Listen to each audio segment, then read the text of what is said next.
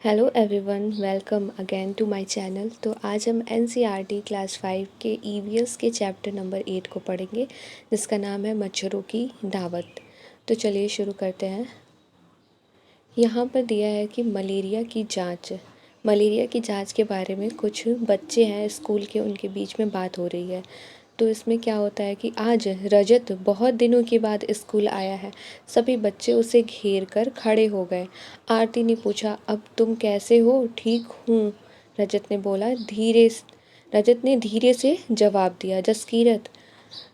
जसकीरत बोलती है कि घर पर तो खूब खेलते होगे। रजत कुछ चिढ़कर बोला, बुखार में खेलने का दिल ही नहीं करता, ऊपर से कड़वी दवाई भी खानी पड़ी और खून टेस्ट भी करवाना पड़ा। जसकीरत बोलती है, खून टेस्ट? वह क्यों? बहुत दर्द हुआ होगा। रजत बोलता है, नहीं, जब सुई चुभी तो लगा जैसे चींटी ने काटा हो। 2-3 बूंद खून लेकर टेस्ट करने से पता चला कि मुझे मलेरिया है। नैन्सी बोलती है कि मलेरिया तो मच्छर के काटने से होता है। रजत बोलता है, हाँ, पर पता तो खून की जांच से ही चलता है। जसकीरत, मेरे घर में तो आज कल बहुत मच्छर हैं, पर मुझे तो मलेरिया नहीं हुआ। नैन्सी बोलती है, अरे भाई, मलेरिया हर मच्छर के काटने से थोड़ी ही होता है, वह तो बीमारी वाले मच्छर से ही होता है। आरती बोलती है, मुझे तो सारे मच्छर एक ही जैसे लगते हैं। रजत फिर बोलता है, होते तो अलग अलग होंगे। फिर नेक्स्ट उसमें देखते हैं क्या दिया है कि एक कांच की स्लाइड पर खून की बूंदें हैं और मलेरिया मादा मच्छर एनाफिलीज से फैलती है। तो ये यहाँ पर ब्लड टेस्ट हो रहा है, खून की जांच हो रही है। अब ये देखिए, माइक्रोस्कोप में यहाँ पे डॉक्टर मरियम खून की जांच कर रही हैं।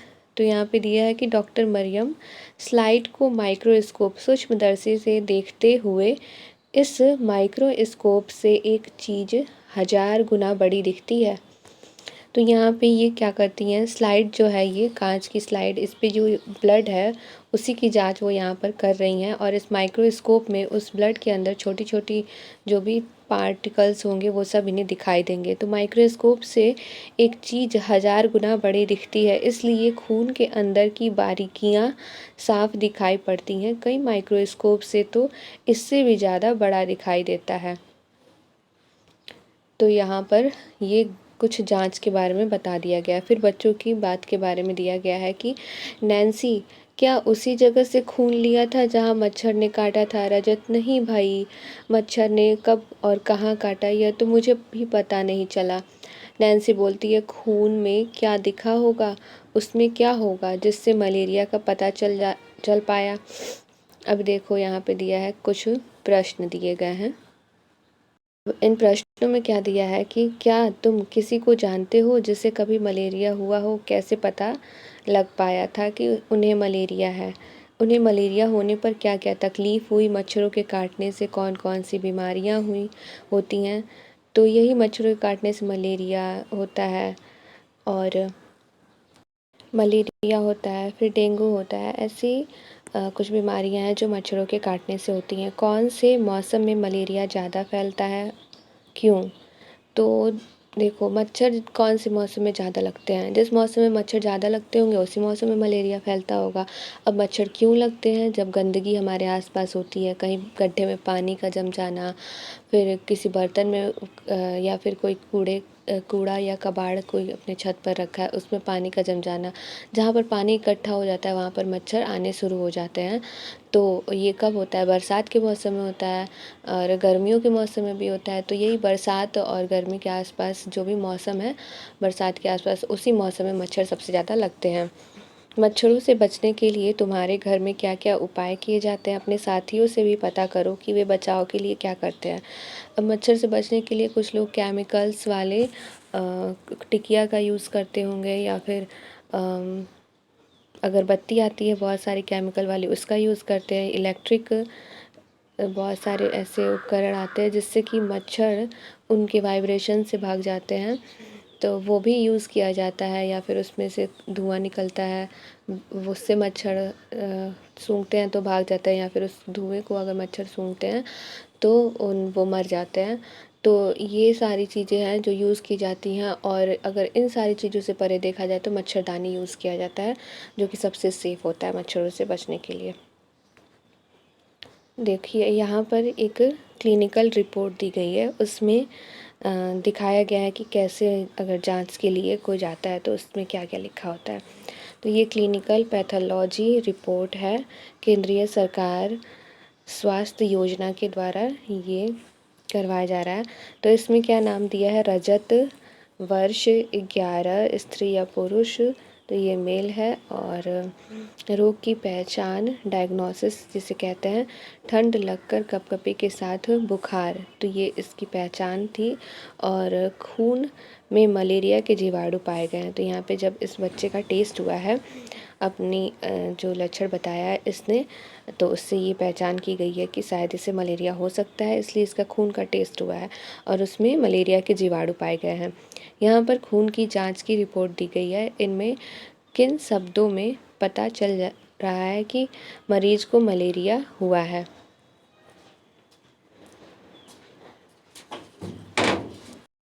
अब ये जो पॉइंट है वो इम्पॉर्टेंट है हमारे लिए कि मलेरिया की दवाई बहुत पुराने समय से सिनकोना पेड़ की छाल से बनाई जाती है।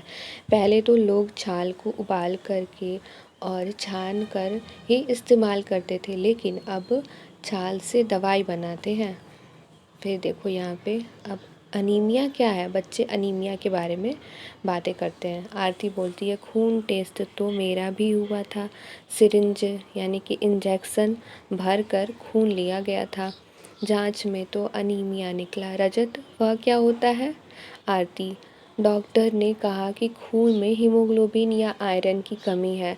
डॉक्टर ने ताकत की दवाई दी, गुड़, आंवला और हरी पत्तेदार सब्जियां ज़रूर खाने के लिए कहा। यह भी बताया कि इनमें आयरन यानी कि लोहा होता है। नैन्सी, कहीं उन्होंने मजाक तो नहीं किया? भाई, खून में लोहा कैसे? जसकीरत, कल अखबार में इस बारे में आया था। रजत हंसते हुए, तो फिर तुमने लोहा खाया? आरती, ओहो, यह तो कोई चाबी वाला लोहा थोड़ी ही होता है। पता नहीं कैसा होता होगा। जब मैंने खूब सब्जियां खाई तो मेरा हीमोग्लोबिन बढ़ गया। अब शिक्षकों के लिए यहाँ संकेत दिया है जो कि इम्पोर्टेंट है कि खून की रिपोर्ट लाकर कक्षा में चर्चा करवाई जा सकती है। तो यहाँ पर एक खून की रिपोर्ट जो असली में किसी की खून की रियल रिपोर्ट हो, उसे लाकर बच्चों को दिखाकर उस पर चर्चा की जा सकती है।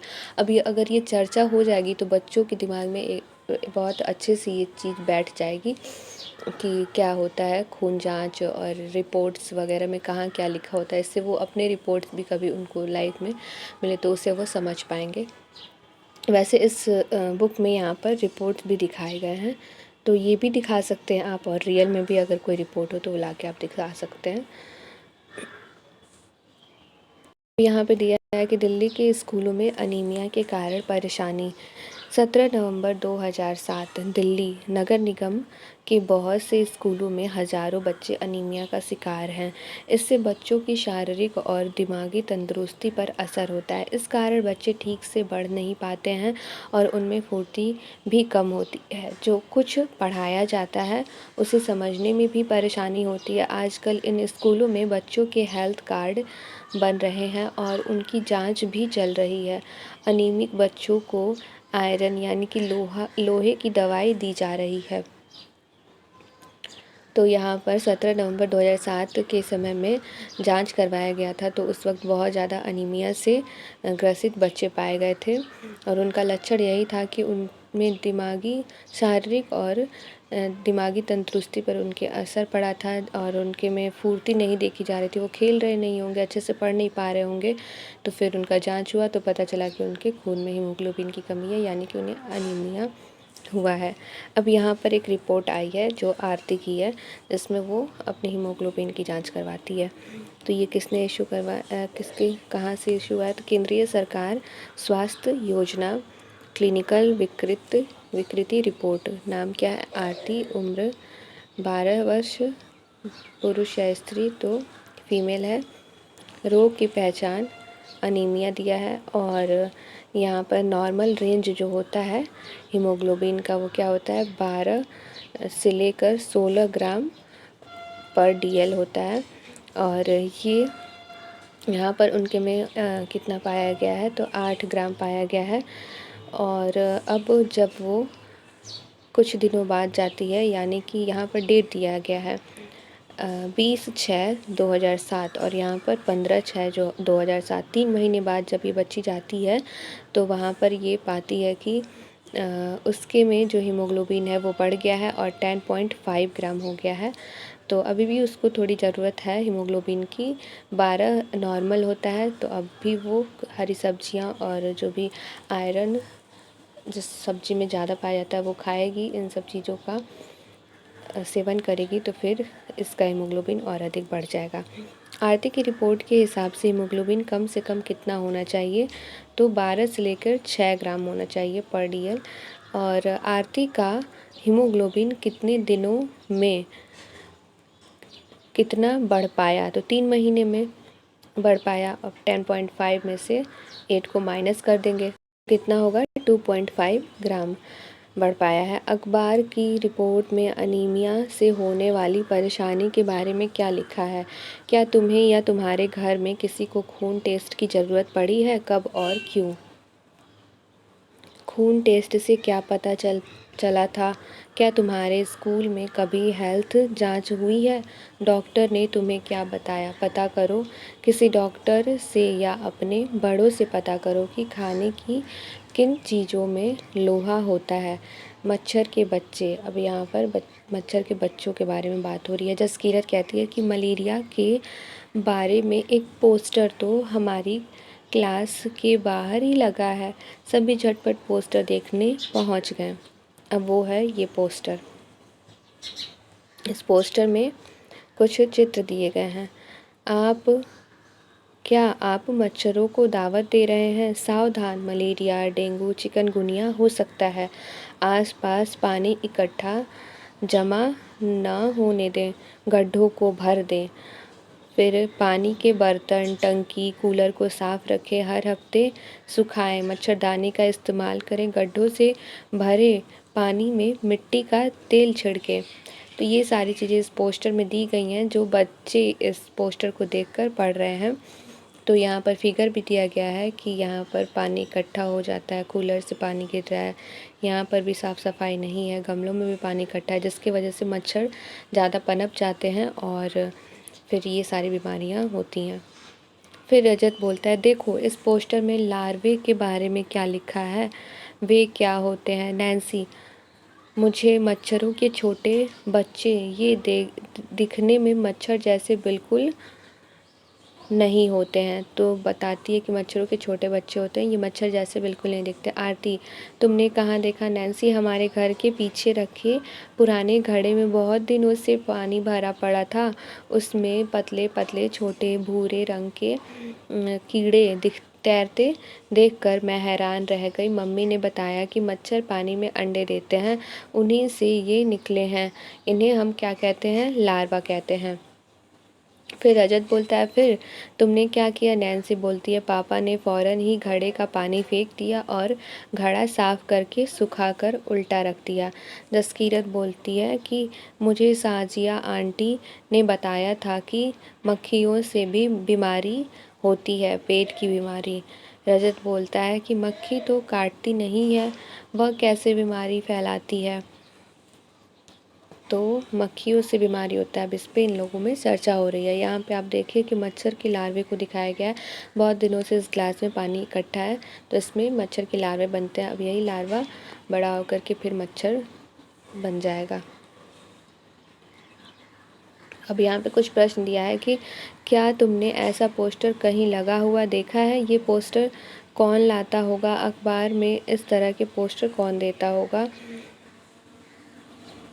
इनमें किन बातों पर ध्यान दिलाने की कोशिश की गई है? तुम्हें क्या लगता है कि इनमें टंकी, कूलर तथा गड्ढों के चित्र क्यों दिखाए गए हैं। तो वही मतलब इसमें कि इन सब चीज़ों को हमें साफ़ सुथरा रखना चाहिए, पानी इकट्ठा नहीं होने देना चाहिए। अब अगर ऐसा होगा तो इसमें लार्वे बन जाएंगे और लार्वा ही बाद में जाकर मच्छर बन जाएगा। सोचो और पता करो। तो यहाँ पर कुछ प्रश्न हैं जिन पर बच्चों को सोचने के लिए कहा गया है। सोचो, पानी में मछलियाँ डालने के लिए क्यों कहा होगा? ये मछलियाँ क्या क्या खाती होंगी? पानी में तेल छिड़काव करने के लिए क्यों कहा होगा? तो ये जो मछलियाँ होती हैं ये इन लार्वों को खा जाती हैं, जिसकी वजह से जो पानी है वो क्लीन रहता है, साफ़ रहता है और ये लार्वा आगे चल कर के मच्छर पैदा नहीं करते हैं और फिर मच्छर बनते नहीं हैं। फिर पानी में तेल छिड़काव करने से भी ये लार्वा नष्ट हो जाते हैं। शिक्षकों के लिए संकेत दिया है कि मक्खियों से कैसे कौन सी बीमारी फैलती है, इस बारे में चर्चा करवाई जा सकती है। अखबार के किसी समाचार या रिपोर्ट का इस्तेमाल भी किया जा सकता है। तो बच्चों को हम अखबार की रिपोर्ट से समाचार के बारे में भी बता सकते हैं। अखबार का कोई कटिंग हो तो उसको लाके हम दिखा सकते हैं। फिर अगर आप मच्छर के बारे में बात करें तो मक्खियों के बारे में भी बता सकते हैं कि इनसे भी बीमारियां फैलती हैं, इनसे बचने के लिए हमें क्या क्या करना चाहिए। और अगर हम अखबार या समाचार के बारे में हम बताएंगे बच्चों को तो इनसे उनके अंदर भी आगे चल कर के अखबार पढ़ने की जागरूकता फैलेगी, ताकि वो हर चीज़ को आज की दुनिया से जोड़ करके कनेक्ट कर कर के अपनी पढ़ाई को पढ़ पाएंगे, जिससे उनको भविष्य में लाभ होगा। पता करो मक्खी से कौन कौन सी बीमारियां फैलती हैं और कैसे। खोज खबर। तो यहाँ पर कुछ निरीक्षण वगैरह करने के लिए बच्चों को दिया गया है। कक्षा के सभी बच्चे 2 या 3 समूहों में बँट जाएं। समूहों को आपस में यह तय कर लेना होगा कि स्कूल और आसपास के इलाके में कौन कौन सी जगह का निरीक्षण कौन करेगा। तो बच्चों का एक समूह बनाना है और वहाँ पर निरीक्षण करने के लिए बच्चों को अलग अलग समूह को भेजना है। स्कूल में या स्कूल के आसपास इन जगहों को देखें, क्या इन जगहों पर कहीं पानी इकट्ठा है या नालियाँ बंद हैं? अगर हाँ तो डैश का निशान लगाओ, सही का निशान लगाओ। तो यानी गमले में अगर है तो गमला, कूलर, टंकी। जब बच्चे ये सारी एक्टिविटीज़ अपनी रियल लाइफ में करेंगे तो उनको ज़्यादा ये चीज़ें सीखने को मिलेगी, ताकि वो आगे चल कर के साफ़ सफाई रखेंगे और ये एक तरह से केवल किताब में ही नहीं रह जाएगा ये चीज़, ये उनके रियल लाइफ में भी यूज़ होगा। अब ऐसा नहीं रह जाएगा कि मलेरिया के बारे में उन लोगों ने किताब में पढ़ लिया, कुछ रिपोर्ट्स देख लिया, बस दैट्स इट। नहीं, अगर हम उनको लेके जाएंगे फील्ड में और उनको ये सारी चीज़ें करवाएंगे और मतलब उनको वहाँ पर हम इन सब चीज़ों के बारे में बताएंगे, दिखाएंगे कि देखो यहाँ पर ज़रूर कहीं ना कहीं पानी इकट्ठा होगा और उसमें लार्वा ऐसे पनप किया होगा। जब बच्चे ये सारे रियल लाइफ में देखेंगे तो इससे ज़्यादा वो प्रभावित होंगे और उनको और जानने की इच्छा होगी इसके बारे में। तो ऐसे हम पढ़ा सकते हैं। यहाँ कितने दिनों से पानी इकट्ठा है, इन जगहों की सफाई की जिम्मेदारी किसकी है, पानी में क्या क्या नज़र आ रहा है, इन गड्ढों और नालियों की मरम्मत करवाने की जिम्मेदारी किसकी है, क्या इनमें से किसी जगह पर इकट्ठे हुए पानी में लार्वे भी दिखें, इन जगहों पर पानी इकट्ठा होने से क्या क्या परेशानियाँ हो रही हैं, लिखो। फिर यहाँ पर दिया है कि पोस्टर बनाओ, जिम्मेदारी याद दिलाओ। अब बच्चों को पोस्टर बनाने के लिए भी कहा गया है कि अपने समूह में कूलर, टंकी, नालियों जैसी जगह जहाँ पानी इकट्ठा होता है साफ रखने के लिए पोस्टर बनाओ। स्कूल और घर के आसपास यह पोस्टर लगाओ। पता करो कि तुम्हारे स्कूल के आसपास की सफाई करवाने की जिम्मेदारी किसकी है। यह भी पता करो कि चिट्ठी किसके नाम लिखनी है, यह कौन से दफ्तर में जाएगी। अपनी कक्षा की तरफ से उन्हें अपने इलाके की सफाई के बारे में जानकारी देते हुए एक पत्र लिखो। तो यहाँ पर बच्चों को नगर पालिका को पत्र लिखने के लिए बोला जा रहा है, जहाँ से वो साफ़ सफाई करने वाले सफाई कर्मियों को भेजेंगे या फिर ऐसी चीज़ों के लिए। तो बच्चों को हम ये भी बता सकते हैं कि मतलब शहरों में ज़्यादातर ये चीज़ें होती हैं कि सफाई कर्मी वगैरह, गांव में तो लोग खुद से ही करते हैं, लेकिन आज के समय में गांव में भी सफाई कर्मी आ गए हैं।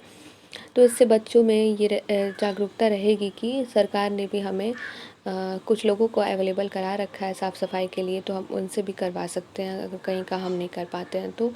और फिर जहाँ तक उनसे हो तो वो खुद से करें।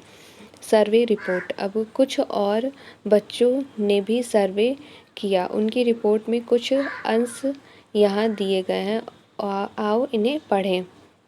अब इनके सर्वे रिपोर्ट में क्या दिया है, समूह 1 और समूह 2 है। हमारे स्कूल में नल के पास कुछ हरा हरा सा था जिसे काई एक तरह से पौधा कहते हैं। काई से वहाँ फिसलन भी ज़्यादा थी। बारिश में तो यहाँ काई बहुत बढ़ जाती है। हमें तो लगता है ये पानी में उगने वाले छोटे छोटे पौधे हैं। तो समूह 1 ने ये चीज़ें पाई। स्कूल के पास तालाब छोटे छोटे पौधों से भरा पड़ा है। देखने पर पानी तो नज़र नहीं आता। एक आंटी ने बताया कि ये पौधे तो अपने आप ही उग गए हैं। तालाब के आसपास गड्ढों में भी पानी जमा है। इनमें हमने लार्वा भी देखा। आसपास लगे पौधों को छूने पर बहुत सारे मच्छर जो छुपे बैठे थे उड़ गए। जसकीरत को लगता है कि यह गंदा तालाब पास में है, इसलिए उसमें उसके घर में इतने मच्छर हैं। अब देखो यहाँ पे इस तरह से बच्चों ने देखा कि कैसे मच्छर आ रहे हैं और क्या उपाय उन्हें करना चाहिए। अब बताओ, अगर तुम्हारे घर या स्कूल के आसपास तालाब या नदी हो तो उसे देखने जाओ। क्या पानी में या उसके आसपास हरी हरी काई दिखाई दे रही है? तुमने काई और किन किन जगहों पर देखा है? क्या किनारे पर या पानी में कुछ पौधे दिख रहे हैं? उनके नाम पता करो। उनके चित्र अपनी कॉपी में बनाओ। उन्हें लगाया गया है या फिर अपने आप ही उग गए हैं? तो ऐसे ही प्रश्न हैं। जब बच्चे एक्टिविटी करेंगे तो उनसे ये प्रश्न पूछिए। अगर वो प्रश्न करते हैं तो आप उनके आंसर दीजिए। फिर मच्छर के पेट की कहानी एक वैज्ञानिक की जुबानी है। तो कौन वैज्ञानिक है ये? रोनाल्ड रॉश हैं। वो क्या बताते हैं कि एक मज़ेदार किस्सा आज से लगभग 100 साल पहले का है। एक वैज्ञानिक ने यह पता लगाया कि मलेरिया मच्छर से फैलता है। चलो उनसे ही सुनते हैं कि वे इस बारे में क्या कहते हैं। मेरे पिता भारतीय थल सेना में जनरल थे। मैंने डॉक्टरी की पढ़ाई की, लेकिन मेरी दिलचस्पी कहानियाँ पढ़ने, कविता लिखने, संगीत और ड्रामा में थी। खाली समय में मैं यही सब करता था। उस समय मलेरिया से बहुत लोग मर जाते थे। यह बीमारी ज़्यादा बारिश और दलदल वाले इलाकों में पाई जाती थी। कुछ लोगों का सोचना था कि गंदगी में कुछ जहरीली गैस होती होगी जिससे यह बीमारी फैलती है। एक डॉक्टर ने मलेरिया के मरीज के खून में माइक्रोस्कोप से बहुत छोटे छोटे बारीक जीवाणु देखे, लेकिन यह समझ में ही नहीं आ रहा था कि ये जीवाणु खून में कैसे पहुंचते होंगे। मेरे विज्ञान के गुरु ने अंदाज़ा लगाया और कहा, मुझे लगता है शायद मलेरिया मच्छर से फैलता है। इसकी जांच करने के लिए मैं दिन रात मच्छरों के पीछे ही पड़ गया। हम एक एक मच्छर के पीछे बोतल लेकर दौड़ते, फिर मलेरिया के मरीजों को मच्छरदानी में बिठाकर उन मच्छरों को दावत देते। एक मच्छर को अपना खून चूसने के लिए मरीज को एक आना मिलता। यानी कि ये लोग मच्छरदानी के अंदर एक इंसान को बैठा देते थे ताकि उससे ये अपना रिसर्च कर रहे थे और फिर मच्छरों को ला करके उसमें छोड़ते। अब जब ये मच्छर उन्हें काटता और वो मच्छर को से कटवाने के लिए उन्हें एक आना मिलता था। मुझे सिकंदराबाद के अस्पताल के वे दिन हमेशा याद रहेंगे। मच्छर को काट कर खोलना और उसके पेट के अंदर ताक झाँक। एक बार मैं भी मलेरिया का शिकार हो गया। माइक्रोस्कोप पर झुक झुक कर बारीकियां देखते देखते शाम तक आंखें जैसे धुंधली सी हो जाती थीं, गर्दन अलग अकड़ जाती थी। इतनी गर्मी थी फिर भी पंखा नहीं चला सकते थे क्योंकि हवा से मच्छर उड़ जाते। माइक्रोस्कोप में यह सब करने के बावजूद कुछ हाथ नहीं लगा। एक दिन किस्मत मेहरबान हो ही गई। हमने कुछ मच्छर पकड़े जो देखने में थोड़े अलग थे। उनका रंग भूरा था और पंख चींटेदार थे। उनमें से एक मच्छरी के पेट में देखते देखते कुछ काला काला सा दिखा। गौर करने पर पता चला कि वे छोटे छोटे जीवाणु बिल्कुल वैसे ही हैं जैसे हमने मलेरिया के मरीजों के खून में देखे हैं। उसी से हमें यह सबूत मिल पाया कि मच्छर से ही मलेरिया फैलता है। रोनाल्ड रॉस को दिसंबर 1902 यानी 1902 में चिकित्सा के क्षेत्र में बड़ा पुरस्कार मिला, नोबल पुरस्कार। 1905 में मरते हुए भी वे कहते रहे थे कि कुछ ढूंढ लूँगा, नया ढूंढ लूँगा। तो रोनाल्ड रॉस ने इतना रिसर्च किया, तब जाकर के उन्हें पता चला कि मलेरिया मच्छरों से ही फैलता है, और ये जो मच्छर होते हैं वो थोड़े अलग तरह के होते हैं। अब दिया है बच्चों के लिए, हम क्या समझें। अपने घर में, स्कूल में और आसपास मच्छर हो, उसके लिए तुम्हारी क्या जिम्मेदारी है, उसके लिए तुम क्या क्या करोगे, कैसे पता कर सकते हैं कि किसी को मलेरिया तो नहीं। शिक्षक संकेत 1 आना के बारे में बताएं कि ऐसे सिक्के पहले इस्तेमाल होते थे। रोनाल्ड रॉस की कहानी से बच्चों को वैज्ञानिक प्रक्रिया के बारे में बातचीत करने के लिए प्रोत्साहित करें। वैज्ञानिक खोज की यह कहानी बताती है कि सिकंदराबाद के एक मामूली अस्पताल में कई प्रयासों से कुछ कामयाब और कुछ नहीं भी कैसी अद्भुत जानकारी दुनिया को मिली। इसी तरह बीमारियों के इलाज के बारे में और कहानियाँ भी इकट्ठी करके चर्चा करवाई जा सकती है। तो यही था इस चैप्टर में, मलेरिया के बारे में था, मच्छरों के बारे में था। अब इन मच्छरों से किस तरह के मच्छर होते हैं, इनसे किससे मलेरिया फैलता है, कैसे फैलता है, कैसे खून की जांच होती है। फिर मक्खियों के बारे में भी बच्चों को हम बता सकते हैं कि उनसे भी बीमारी होती है, और मलेरिया से बचने के लिए हमें कैसे अपने आसपास सफाई रखनी चाहिए। तो यही सारी चीज़ें थी। और सीटेट के पॉइंट ऑफ व्यू से जितने भी शिक्षक संकेत हैं और रोनाल्ड रॉस वाली जो कहानी है, फिर खून की रिपोर्ट्स है, वो सारी चीज़ें आप देख सकते हैं। यही सारी चीज़ें इम्पॉर्टेंट है। और बाकी मैंने इसलिए पूरा चैप्टर पढ़ा दिया है क्योंकि हमें लगता है कहीं ना कहीं कुछ ना कुछ छूट गया, ताकि ये दिमाग में ना बना रहे हमारे कि कुछ छूट गया है, इसलिए मैंने पूरा पढ़ा दिया है। और आगे हम लोग, मतलब मैं, कि कुछ ऐसे वीडियोस बनाऊंगी जिसमें सिर्फ़ और सिर्फ इम्पॉर्टेंट पॉइंट्स होंगे, जो कि हम एग्ज़ाम के कुछ दिन पहले भी देख लें। और अगर आपको पहले से तैयारी करना है तो आप एक एक पॉइंट पढ़ें, जिससे कि और अच्छा नंबर आप गेन कर सकते हैं ईवीएस में। तो कैसा लगा आपको ये एक्सप्लेनेशन? आपको यदि अच्छा लगा तो आप लाइक कर सकते हैं, और हमसे जुड़े रहने के लिए हमारे चैनल को सब्सक्राइब कर सकते हैं। Thank you.